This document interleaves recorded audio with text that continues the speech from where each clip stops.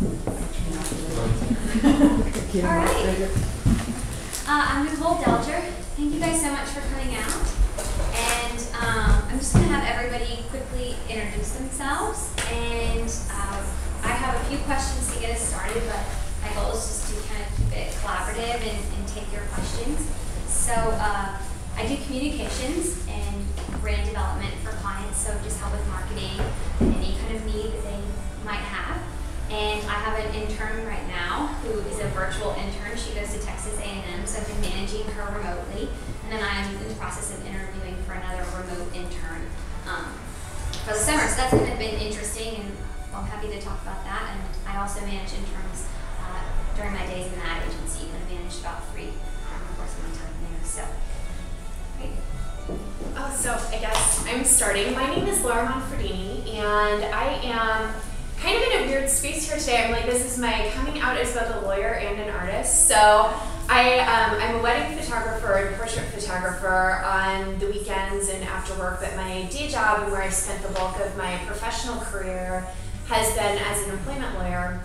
And so as part of doing that, people usually wonder kind of what that is. It's basically advising HR departments at companies about their practices, and a lot of corporations run intern programs, and so I've given a lot of advice and counsel over the years on how to work with interns, you know, completely compliant with California law. And then in my own business, I've taken on a few interns and probably not done things quite as buttoned up as the advice that I've given my clients. So I think I can speak to a little bit about that, but I was just going to give my perspective tonight, I think, really more on the how to do things right and, you know, what the legal side of the world is. So that's the intro. I'm Sarah Stevenson. I own a company actually in Reno called Red Line Design. I'm a registered interior designer, but also in a similar vein coming out with another side of my art. I'm a mixed media artist, photographer, and I am the founder of a creative event and retreat up in Truckee called Create, Explore, Discover. And I am here tonight to share with you my years and years and years of experience managing interns that work for me as corporate interior designers. And I myself was actually an intern in high school, so I'm going to go way back into my history and talk a little bit about that as well, and hopefully share with you my thoughts on making it a good relationship and how to mentor and teach and guide interns at the same time. Awesome. Hi everybody, my name is Ashely Mosley, and I'm the Community Engagement Manager over at Intern Match. Our primary focus or mission at Intern Match is to help companies find really awesome internships, to find really awesome interns, and to help students find really awesome internships. And something that I'll be touching on today is how you can actually use Intern Match to find interns, how you can access our resources to learn some of the tips and tricks on finding interns for your business, whether it's a nonprofit or a Fortune 500 company. You know, how do you onboard interns in your company? You know, how do you make sure that they have a really great experience there? You know, how to manage a virtual intern. So that's some of the stuff I'll be touching on today. Great. So I guess where we could really start is, you know, maybe actually, since you guys are speaking to this, is how do you go about finding interns? And definitely speak to Intern Match, but you know, for companies that are, you know, 1 person or companies that are 10 people, I'd love to hear your experience for all kinds of different people. Yes, definitely. There are a lot of really awesome ways that you can go about finding interns for your company. One of the ways that we tell companies to sort of begin that first search is to look internally. So, you know, ask for referrals or recommendations from the people that are actually in your company. A lot of times they know college students, and they can provide referrals for really talented students that have worked at companies in the past or worked in places that they've worked. Another option that you have is to tap into your local universities and colleges. So a lot of times companies have relationships with the universities in their area, so you can post internship roles there. You can also reach out to professors that you've had or former TAs and ask them to recommend you know, really talented students in their classes. I'm trying to think, obviously social media, social recruiting is something really huge right now. So, you know, putting on your Twitter, Facebook, LinkedIn, Pinterest profiles, hey, we're looking for interns, you know, in these specific departments. That's another way that you can go about searching for interns. And then obviously there's Intern Match. You can post your internship listings on our site. And we have over 500,000 students that are accessing our site each month that are looking for internships. So that's a really quick and easy way to actually tap into talent pool. Yeah, that's great. I actually have a client I work with who's an artist, and so I found the most close by university, reached out to their art department, and who's in charge of internships, and got a name. So I definitely think finding those local schools is a great piece of advice too. Yeah, definitely. Awesome. So I would love to kind of, Laura, hear your thoughts with your background with employment law. I definitely find that really interesting in terms of managing an intern. So if there's any points you want to speak to.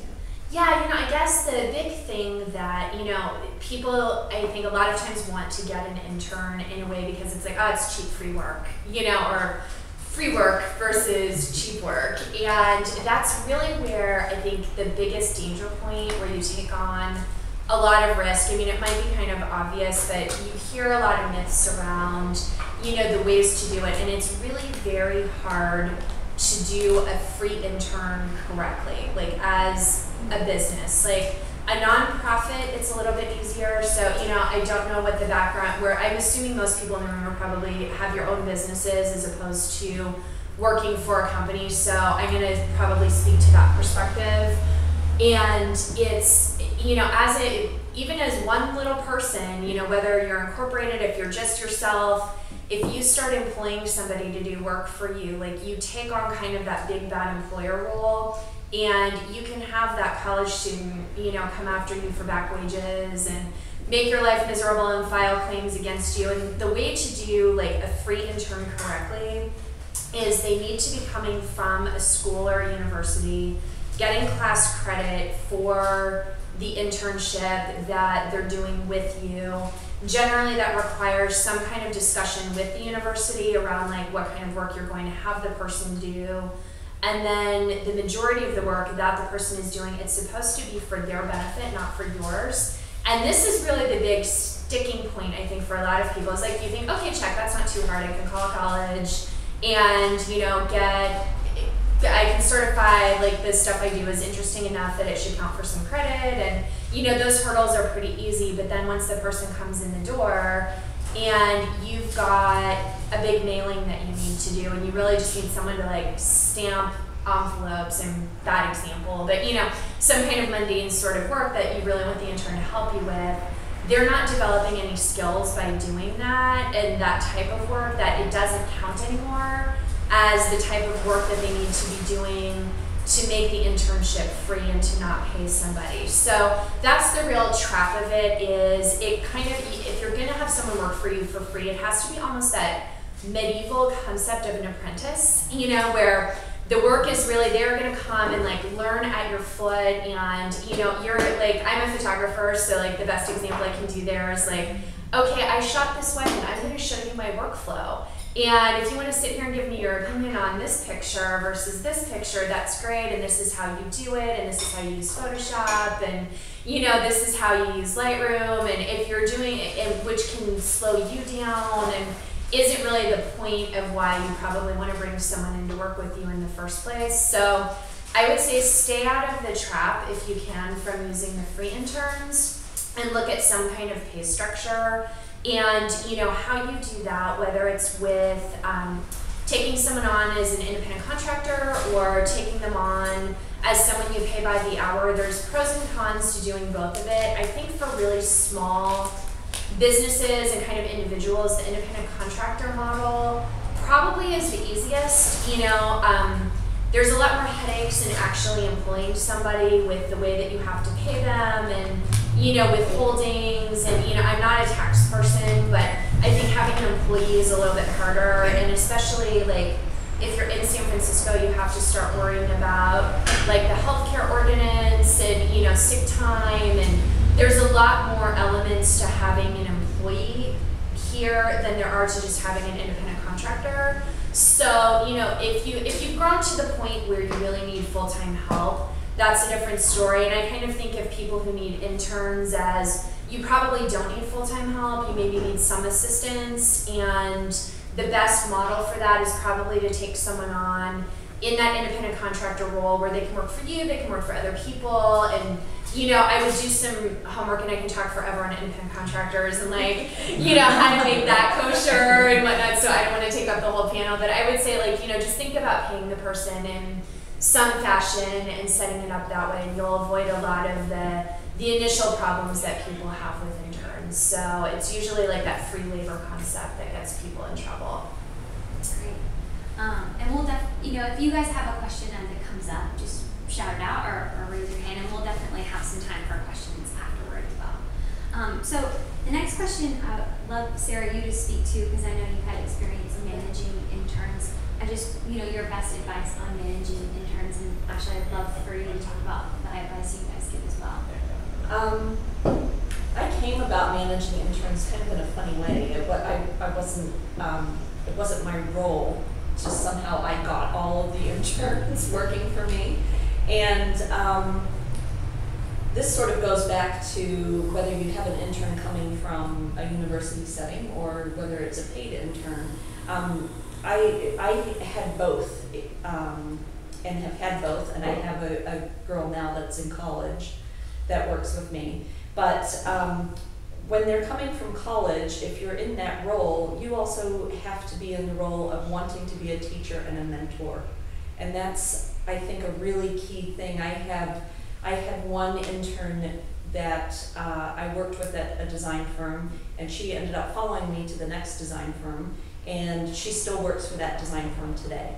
She went on and got another degree, but she still works for that same company. And I think part of the success that we had was that my role was always teaching her and showing her the parts of the business that she needed to understand. And then also giving her the opportunity to do and work on various aspects of a project or various aspects of what you were offering with your firm. But definitely the teaching and the mentor role. If it's somebody that you have that you're just hiring, I think you need to set clear expectations with what it is that you're hiring them for and what their role is, and then really follow to that. But still keeping in mind that you know, that person's also trying to get experience, and you also want to be able to teach them. Especially, we have an advantage as small business owners because we do all the different parts of the business. That's a really great opportunity for somebody to learn that. But they have to understand that coming into your company as well. So setting the expectations, being a teacher and being a mentor, I think are really important things. Yeah. I have a really dumb question. Paid intern versus contractor, pure contractor, what's the difference? Does paid intern mean that you can actually pay them at a lower wage, or do you still like basically pay them at a minimum like San Francisco wage, or how does that work? Yeah, there's more flexibility with how much you would pay a contractor because it's not as tied to the minimum wage only applies when someone is your employee. So you may be able to set up a pay structure with a contractor that's a little more favorable to what you want to do. More of the implications really come from like the laws that apply to you as an employer of somebody. So an independent contractor, just to back it up, is someone who generally has their own business and is free to take on assignments from multiple employers. They don't work for you, they just come in and do like a project that you have for them. So it may be, you know, you need someone to edit a whole bunch of pictures for you and you want to contract out that work, and so you give it to them, you give them your specs, and then they go and do it and it's done.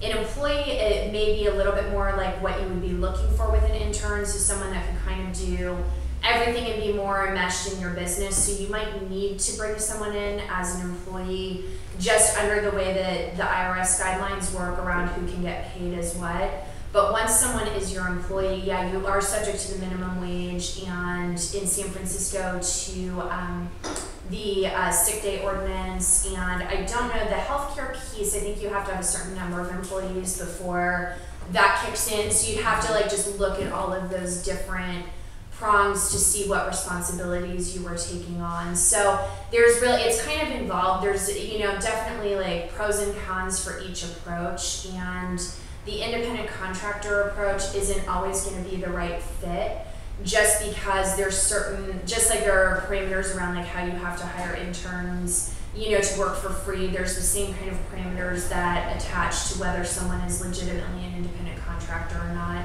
And that's usually they have the right to control the work that they're doing to a large extent. So, you know, I bring up all these different forms more to say that, you know, I think a lot of times you get to a place as a small business owner where you've got stuff you need done, and you're trying to figure out like what's a good way to do this, and like how can I just get a student to come in and do it, and maybe that does make sense for some things. And you know, maybe you really need someone to be more of a part-time employee to handle a whole lot of stuff, and then the employee model might be best. Or maybe you have a whole bunch of discrete projects that you really would love it if someone would get to it and you don't have time to do it, and then the independent contractor model might work best for you in that setup. And kind of the riskiest one that you can take on is the unpaid intern.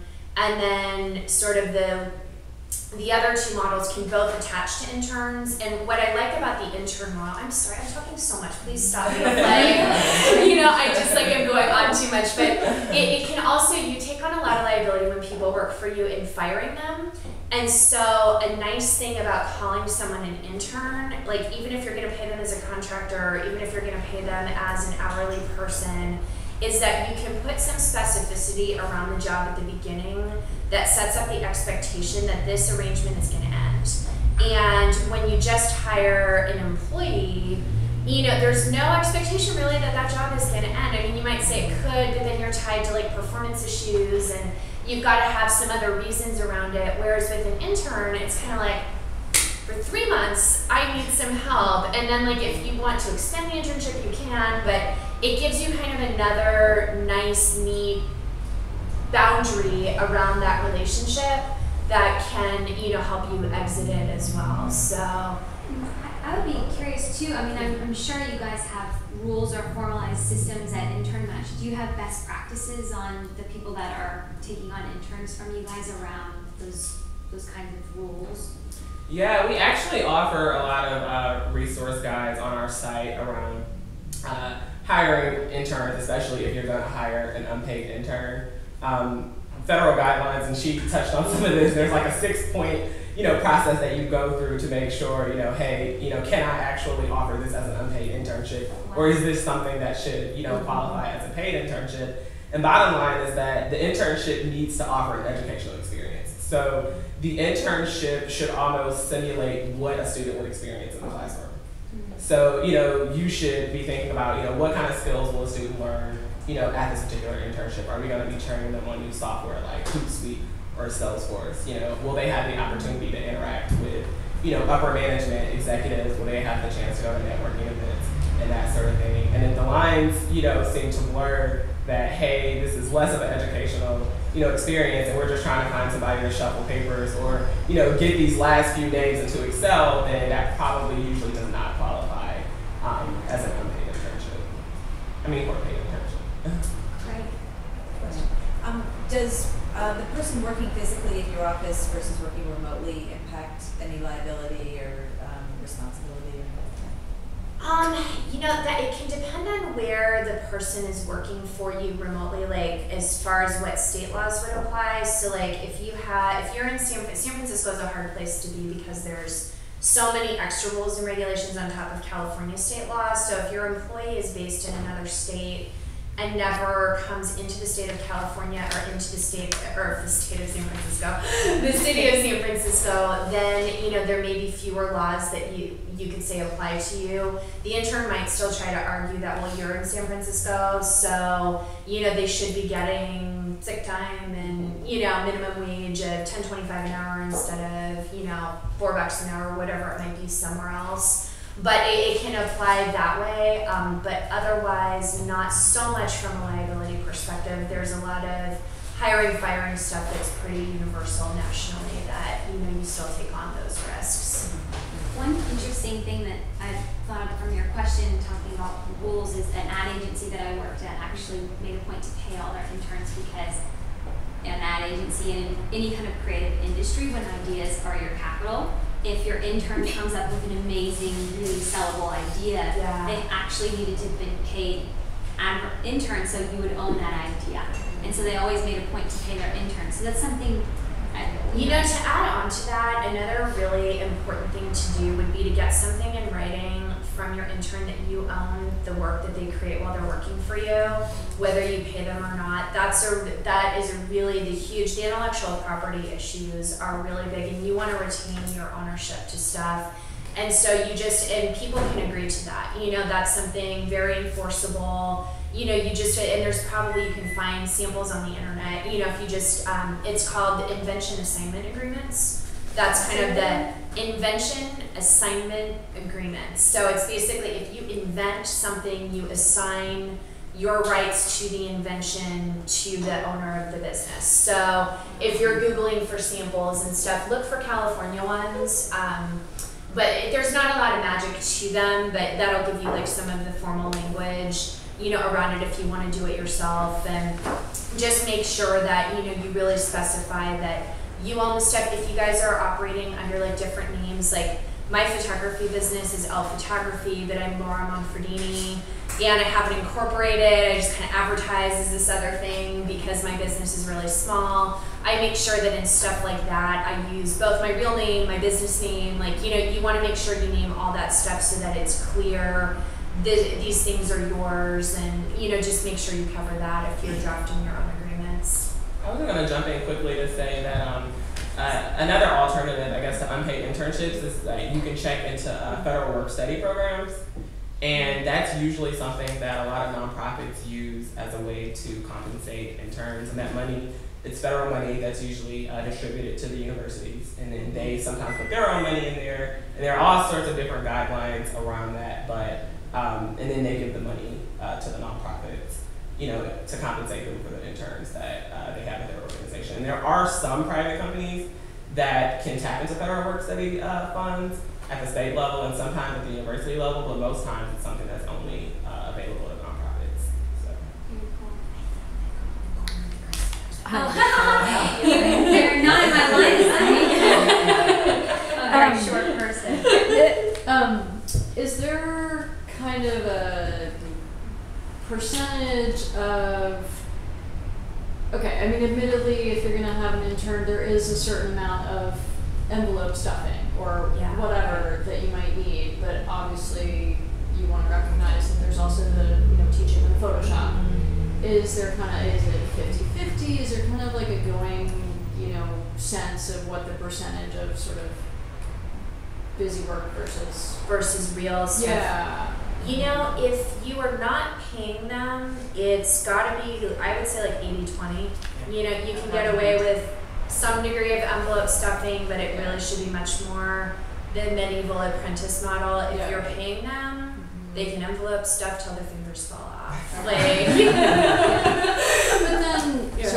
then you need to be, I'm confused because then you need to pay them minimum wage, or it seems like if you just call it internship, you could pay them whatever you want. No, so you would still need to pay. If you're going to pay people, you should at least always pay the minimum wage. Okay. So if they're an employee of yours, so the distinction is. But if you're doing the independent. But if we do an independent contractor, and that's more to you'd be pricing like a project with an independent contractor. So you might say like I have 1,000 photographs that need editing. I'm willing to pay you $500 to do that. Go take as long as you need to, and if hopefully you have Photoshop and I like stuff, in this color scheme and that kind of. So you're going to be pricing it a little bit differently. But if they're working for you to kind of do everything, you're going to want to at least pay the minimum wage of the jurisdiction that you're in. So like if you're in San Francisco proper, I think it's a little more than the state of California.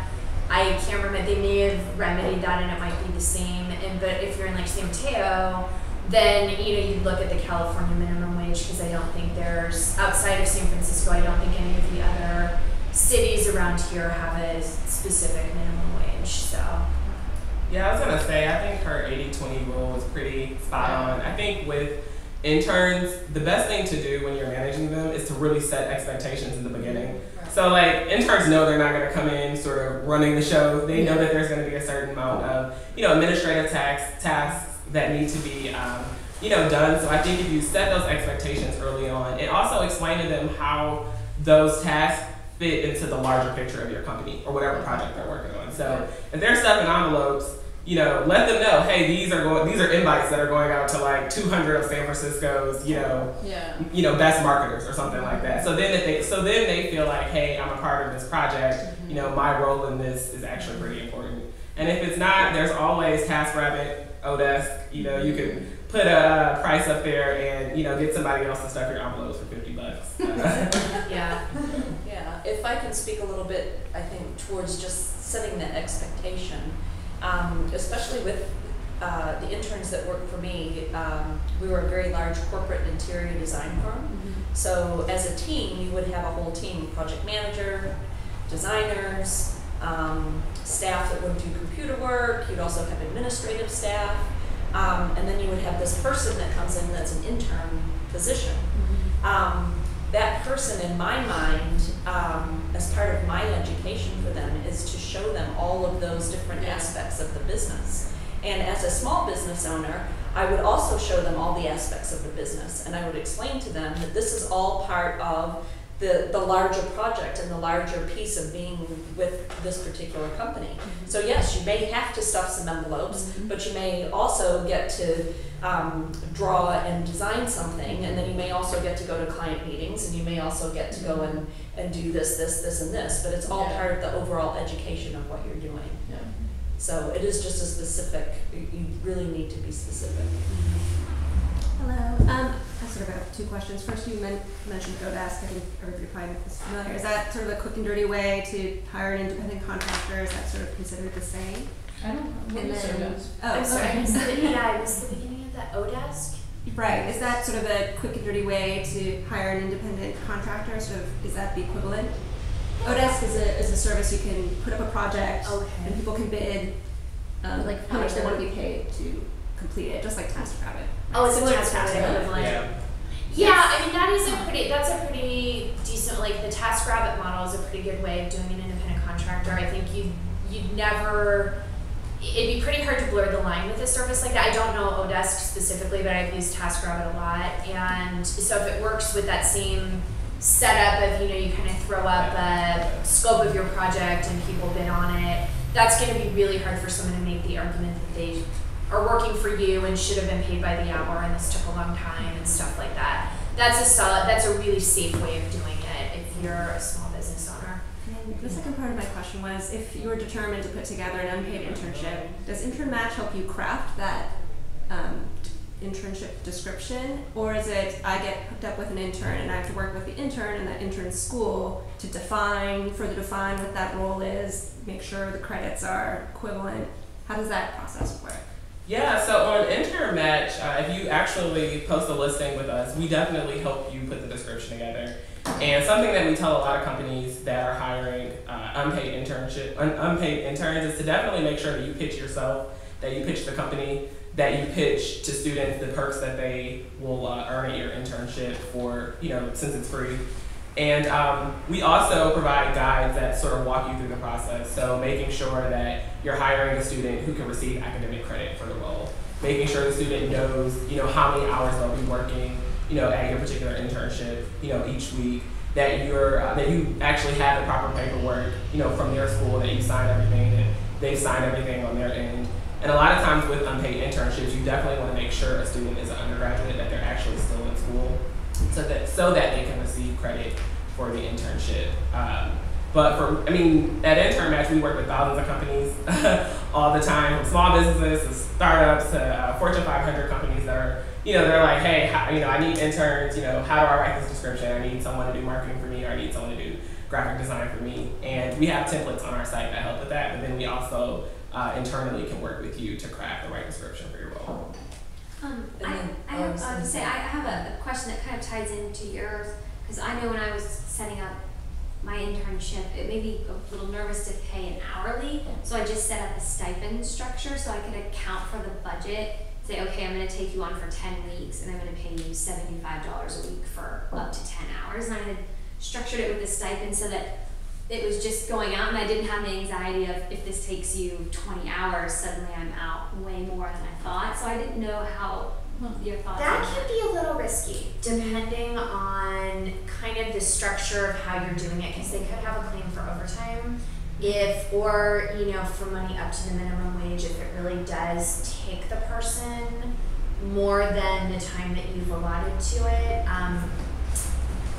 I would probably recommend not doing it that way, and either picking the independent contractor model where you have very specific projects and you assign a price to that and you pay someone to do that, or doing it by the hour and being really clear with your intern around how long this stuff should take. Don't let them go down the rabbit hole. Say this project should only take you 3 hours. If you are, an hour into it and you're barely scratching the surface, come talk to me because something's going wrong. And just kind of really actively manage the way that it goes, because you do take on a bit of risk with a stipend structure like that if the person ends up doing a lot more work than you're actually paying them for. So, and interns are getting feisty, just as a general rule. There's an article in the Sunday New York Times a couple weeks ago that I shared with this group, and maybe we can send out to the folks that were here. If you just Google it was early March, I think, and it was talking about, kind of the New York intern scene where, I think everyone's a lot more hardcore than we are in San Francisco. So there was stuff where I was okay, I hope that's not, this environment that we're talking to, but kind of the, I'm trying to be a fashion intern, and so, it looks like the TV shows on Bravo and whatever. There's a lot of noise around them, and we're starting to see some class actions with interns, coming up looking for, and it's hitting more the bigger employers that have intern programs that have been getting some free labor. I think it's less risk for, small one-person shop to worry about that stuff, but there is some awareness, I think, at least in the student intern world, that they should be getting paid, that, hey, maybe it's not so cool to, just work for free, and, it should be a good deal for them, and stuff like that. So there is some, I think, risk in the background. I think maybe, 20 years ago, you could maybe get away with a little more of the, I'm really lucky, I'm just getting a stipend, and today you might get a feisty intern that's I want my overtime. It's you wonder. Yeah. I think, so you speak to that. So I have this position where I have my own business, and I really want to have an apprentice, somebody that I can train, and because everything I do is totally teachable, but I'm scared to just hire, and make that investment. But I'm also from an industry where interns are used and abused, I PR background, agency. So yeah, so I have that dual but that's evil. I was treated really, really badly and totally taken advantage of for years, and I don't want to do that. So I guess though, back to your question, is it either you're an unpaid intern or you're using intern, but it's really a marketing term? You either so there's unpaid intern, then there's hourly, and then there's contractor, and there's no. Yeah, that's really true. It's a marketing term, but mixed with I think a little bit of expectation setting with the employee relationship. You're basically, once you pay someone, you have an employee. What you call them kind of just dictates the expectations around whether when you let them go it's fair or not. So it ties in more to the termination angle than it does the job that they're doing for you. Okay. So, it's kind of a way of saying it's entry level. It might only be a few months, and especially for your situation, if it's the first time you've done it, you want to be careful around who you hire. You're not sure if you're going to need it at the end of the day. An internship is a nice way of kind of saying this is a 3-month job, and I want someone really basic who doesn't have experience. I'm looking for, this kind of level, and it just more puts the definition up front so that when you let them go at the end of the 3 months, it's expected, and no one's thinking that they were wronged at the end of it, But if I'm planning on paying, it basically I have to look into then the laws around employment. Yes. because like Yeah. I just like where I come from, I couldn't do a free internship. I just haven't been on the other end of that. I'm like, even though I know that that's what I want, like to help people with learning, but I also want there to be an expectation in a way that it's like an intern in terms of like, I want you to learn from me, and if this works out, I really want somebody who wants a job. And I feel like it's hard to set that with somebody who's still in school, like to get that. Well, I can speak to that though. Yeah. Because I had that person, and I think. And she was in college when she was in college when she worked with me. And what was interesting was, and this goes back, I think, to something that you were saying. I think that the girl with the glasses there was asking. She went to University of Cincinnati, and University of Cincinnati, the design program there, specified specifically what their internship program was, what the expectations of the employer were, and what the expectations of the student were. So it wasn't placed on the company.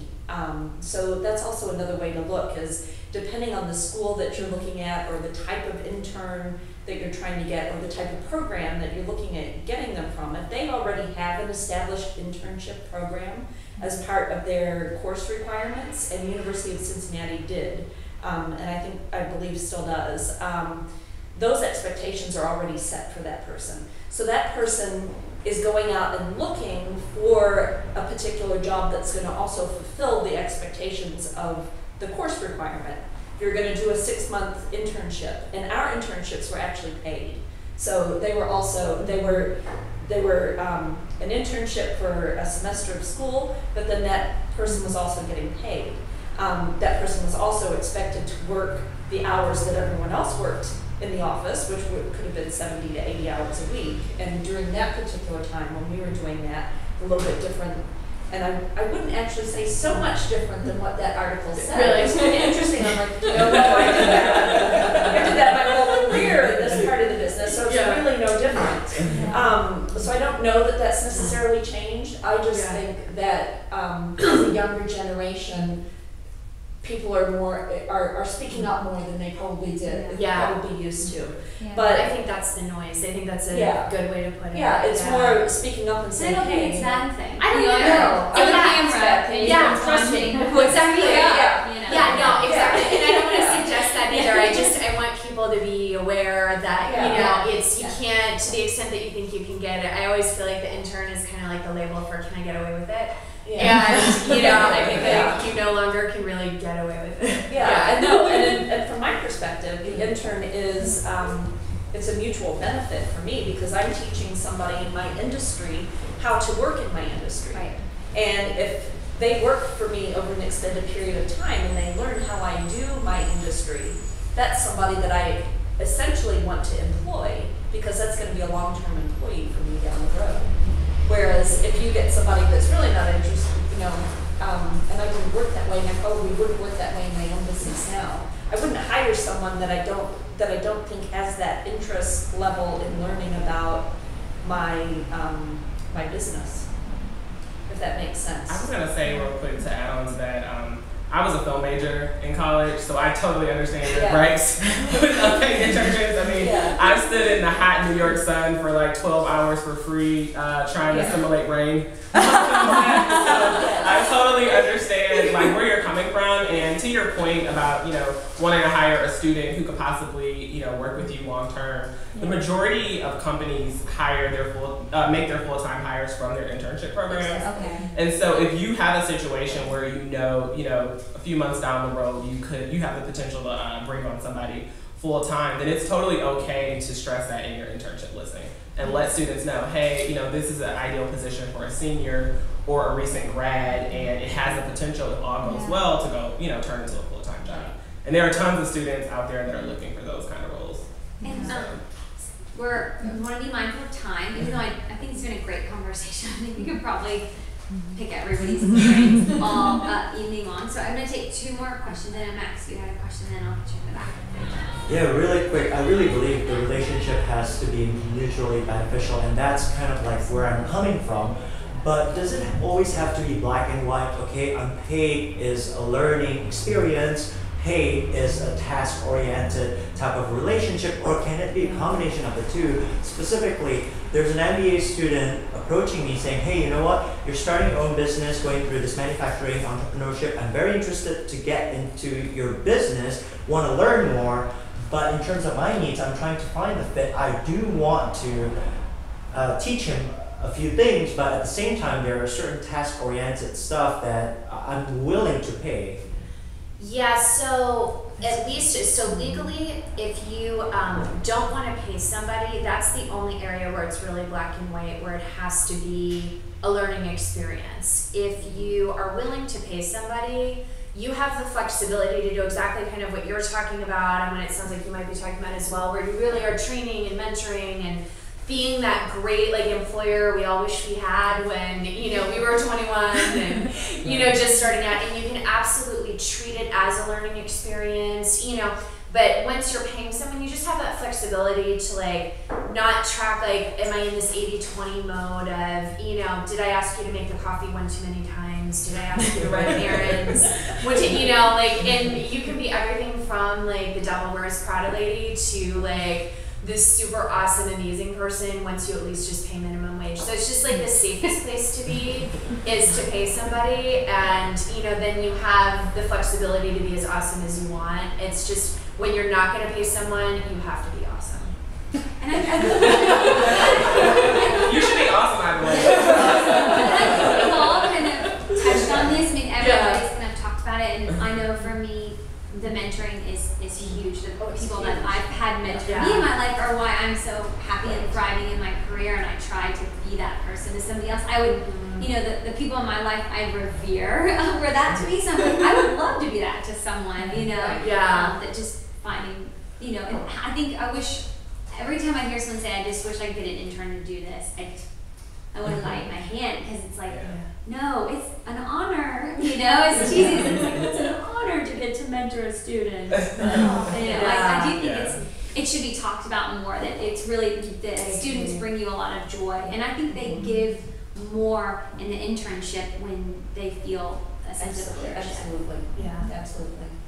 So Nicole, can you, or maybe all of you, but I know you have a virtual intern. Can you talk about, you know, the benefits and challenges of, I mean, a different time zone, not present? So basically, I have a student that's been working with me that is based in Texas, and so I work from home. I do communications, and my job lends itself to be a work from home kind of environment. So I think having a virtual intern is, if you are a virtual worker, is really key. It doesn't always work for a brick and mortar business. So for me, it was like, I really would love to work with a student, but I do not want to take my pajama bottoms off, you know. So we've been using Google Docs to share a lot of our workflow. We have a weekly meeting every Tuesday morning, 8 a.m. my time, 10 a.m. her time, and we go through her status list. On the phone or on Skype? We Skype. Okay. And I've adopted a results-oriented management style, which I think a lot of companies you're seeing more and more, which is, this is your tasks for the week. You can call me at any time. I'm absolutely here for you. You know, we talk through it during that Skype session, but she has access to me all week long whenever she's like, hey, I'm in the library and I'm knocking stuff out. You know, I think, so a couple things about on the virtual front is, if you have a virtual business, it's really great. Use a Google Doc, and not only track your tasks, but track the due date. Because what I was finding at first was I was putting stuff on there and then they weren't getting done when I wanted, and I realized she didn't know when she needed them to get done. So we keep a pretty, you know, and there's been times 11 at night I'm updating it and she's in the same doc. You know, so it's been great for that. And then the other thing is you have to be the kind of person who's available all the time, and I'm kind of one of those, I'm always on, since I'm doing communications for my clients, I'm looking for notes from reporters or this, that, and the other. So I'm available to her when she needs me pretty quickly. And so that's kind of for virtual internship. And I don't know if anybody's ever experimented with that before, but it's been great for me. My clients don't expect me to be there in their office every day. Why should I expect her Sure. in my living room? Yep. But I have a great business. I have a thriving business. Yeah. I'm busy. I needed help, and Yeah. I would rather spend 3 hours explaining her how to do something that takes her 3 hours than do that thing, because I just get that much joy working with students. I was going to say something else to add to managing virtual interns is to also make sure they track their time. Because when they're in the office, you can see, you're usually working like a 9 to 5 day, and you can see how long it takes them to finish one task. But you want to make sure you're not giving them an assignment and it's taking them forever to finish it, or they're, using too many hours. So you really want to make sure you get somebody who's really responsible about tracking their time for each assignment. And then also making sure, like she mentioned, that you have a specific time set up each week to actually meet with them, over the phone or Skype or Google Hangout, whatever your choice is. And then, really just make sure that you're organized, that you have, outlined tasks for them to actually complete. And definitely making sure you make yourself available to them is something really important. And another thing is, I check in all the time. Is there anything that you haven't done yet that you want to do in this internship? Do you want to pitch a reporter? You haven't done that yet. Do you want to do this? I always ask her elements of my business that she hasn't had the opportunity to touch, because I'm obviously giving her a lot of assignments. But I mean, sure, Bridget is. I'm like, if you want to pitch a reporter a story, add that. I don't know what it is. I'd love for you to get right there. So let me know. So that's really kind of Something else about virtual internships is that you also want to make sure that there are networking and mentorship opportunities available to those students. Just because they're not in the office every day doesn't mean that they can't access those things. And so we were actually working with a company recently who set up a virtual internship program, and she was like, well, hey, how do I plug these students into some of these networking opportunities? How do I make sure that they connect with some of the people that I work with? And Google Hangout is another awesome way to do that. Because you can, if you have 3 or 4 interns, you can say, hey guys, at 11 p.m. or at 11 a.m. on Tuesday, I'm going to have these 2, execs from our company, on the line, and you guys can ask them questions, and, you can, just ask them about their careers and how they got started, and, that's an opportunity for them to sort of get that face-to-face, literally, sort of interaction with people at your company. You brought up a really good point that I should mention about tracking time.